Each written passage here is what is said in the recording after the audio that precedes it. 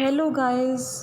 Welcome you all in my session of Legal Current Affairs on Indian Polity and Governance. Myself, Neetu Gupta from NLS Bangalore. So, in the last session, I have discussed two topics. If you have seen my video, अगर आपने मेरी video नहीं देखी है, please आप legal current affairs पे मेरी video ज़रूर देखें. सो लेट अस स्टार्ट कि हमने पिछले सेशन में क्या किया था. Visiting chair on interdisciplinary approach to electoral studies. ये टॉपिक याद है कि ये कब इस्टेब्लिश हुई थी, किसने इस्टेब्लिश की थी. इलेक्शन कमिश्नर ऑफ इंडिया ने इस्टेब्लिश की थी in the memory of former chief election commissioner TN Seshan थे. क्यों? क्योंकि उनका भी काफ़ी इसमें यू कैन से इनका कंट्रीब्यूशन था TN शेषन का. ठीक है कि उन्होंने इलेक्शन रिफॉर्म्स के लिए ही was well known person. Next we have discuss union territory of Jammu and Kashmir and Ladakh and it is a very very important topic.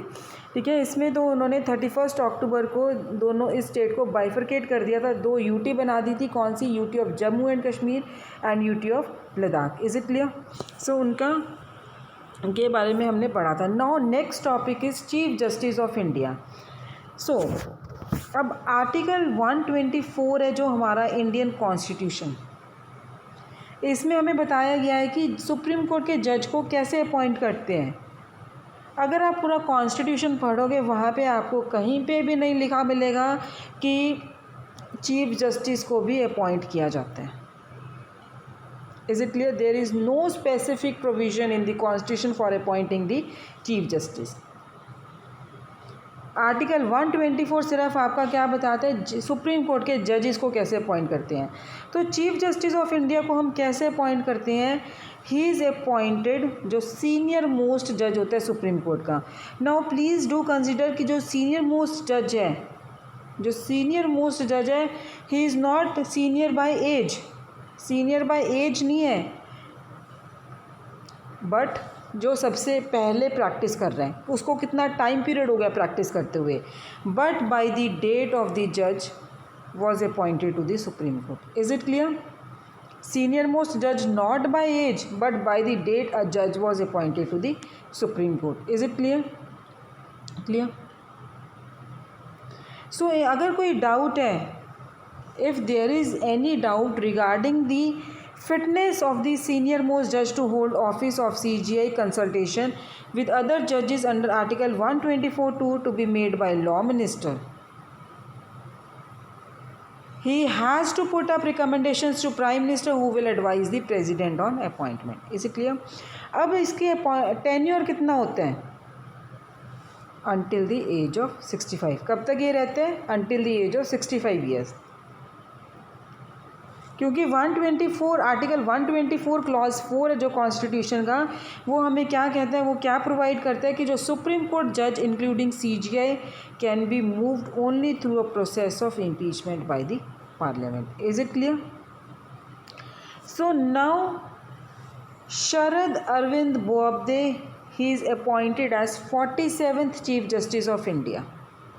Is it clear? इनका नाम किसने दिया था? फॉर्मर CJI थे जो रंजन गोगोई ने in letter to the centre. Clear? So chief justice of India का जो टॉपिक है इसमें हमने क्या किया है, 124 tells the procedure for appointing the जजेस of supreme court, but chief justice का कहीं पे नहीं बताया गया है. सो CJI कौन है अपॉइंट होगा? जो सीनियर मोस्ट जज है, not by age but by the date a जज was appointed to the supreme court. Is it clear? Then उनका टेन्योर क्या है? up to 60 until the age of 65 years. Clear? Whether he can be removed, he can be removed only through a process of impeachment by parliament, and that is given under article 124 clause 4. Is it clear? Next topic is Arbitration and Conciliation Amendment Act 2019. अब इस act में क्या हुआ था? Arbitration and conciliation. Arbitration और conciliation क्या है? Conciliation क्या है? इसमें क्या है आपका? Settlement outside the court. If there is any disputes between the parties, उन्हें लगता है कि हमें कोर्ट में जाने के बजाय पहले अपना मैटर बाहर, कोर्ट के बाहर ही सेटल कर देना चाहिए, तो they come under arbitration and conciliation act 1996. Is it clear? तो इसमें आपको इवन अगर आप जब CPC पढ़ोगे, CPC में वहाँ मेंशन है, उनके रूल्स में मेंशन है ऑर्डर्स में, कि कोर्ट भी पहले आपको यही सजेस्ट करता है कि आप अगर अपना मैटर्स कोर्ट के बाहर सेटल कर सकते हो तो do settle your matters outside the court. अगर नहीं कर पा रहे हैं then they come back to the court. Is it clear? So now what it talks about arbitration and conciliation amendment act 2019। तो सेंट्रल गवर्नमेंट ने बहुत सारे सेक्शंस के जो अमेंड किया है and they have notified in the gazette. क्या amend किया? Arbitration and conciliation act 1996 sorry. तो इस एक्ट में क्या था? They deal with the domestic and international arbitrations. और क्या डिफाइन करता था ये arbitration and conciliation act 1996? It defines the law for conducting conciliation proceedings. इसमें डोमेस्टिक आर्बिट्रेशन भी आता है, इंटरनेशनल आर्बिट्रेशन भी आता है, and third what it defines कि कॉन्सिलेशन प्रोसीडिंग्स को कैसे कंडक्ट किया जाता है। अब arbitration council of India, arbitration council of India में क्या है? ये क्या इस्टेब्लिश करता है? It establishes an independent body called arbitration council of India. किसके लिए? आर्बिट्रेशन, मीडिएशन, कॉन्सिलेशन या फिर और ऑल्टरनेटिव डिस्प्यूट रिड्रेसल मैकेनिज्म है, इनको प्रमोट करने के लिए। Now what is the composition of arbitration council of India? Chairperson होगा और ठीक है, इसमें चेयरपर्सन होगा। चेयरपर्सन कौन होगा? ही मे बी अ जज ऑफ द सुप्रीम कोर्ट और हाई कोर्ट का जज, या फिर chief justice of high court, या कोई पर्सन जिसके पास जिसका आर्बिट्रेशन कंडक्ट करने में he is very expert, he has knowledge regarding the conduct of arbitration. Is it clear? So you are clear कि ACI में जो आपका आर्बिट्रेशन काउंसिल ऑफ इंडिया है उसमें कौन कौन होगा? कौन चेयरपर्सन होगा, और चेयरपर्सन कौन हो सकते हैं? सुप्रीम कोर्ट का जज, या फिर हाई कोर्ट का जज, या फिर chief justice of high court, या फिर कोई person who is expert in the conduct of arbitration. Is it clear? Next thing is that whether there is any relaxation of time limit while giving the award, कि award कितने time period में देना है आपको। तो जो हमारा original act है आर्बिट्रेशन एंड कॉन्सिलेशन एक्ट 1996, उसमें जो टाइम पीरियड था कि जो आर्बिट्रल ट्राइब्यूनल्स हैं उनको अवार्ड कब करना है? With in 12 months for all the arbitration proceedings. Is it clear? और लेकिन अमेंडमेंट एक्ट ने ये रिमूव कर दी रिस्ट्रिक्शन फॉर किसके लिए? सिर्फ इंटरनेशनल कमर्शियल आर्बिट्रेशंस के लिए, बाकियों के लिए विद इन 12 months है, लेकिन इंटरनेशनल कमर्शियल ट्रांजेक्शन के लिए उन्होंने ये अमेंडमेंट से रिमूव कर दिया। The next is completion of return submissions. Completion of return submission means जो रिटर्न क्लेम है, या आपने रिटर्न क्लेम किया या डिफेंस में कुछ भी आपने क्लेम किया आर्बिट्रेशन प्रोसीडिंग में, वो कितने टाइम में कंप्लीट होना चाहिए? With in 6 months of the appointment of the arbitrator. Is it clear? Confidential of the proceedings,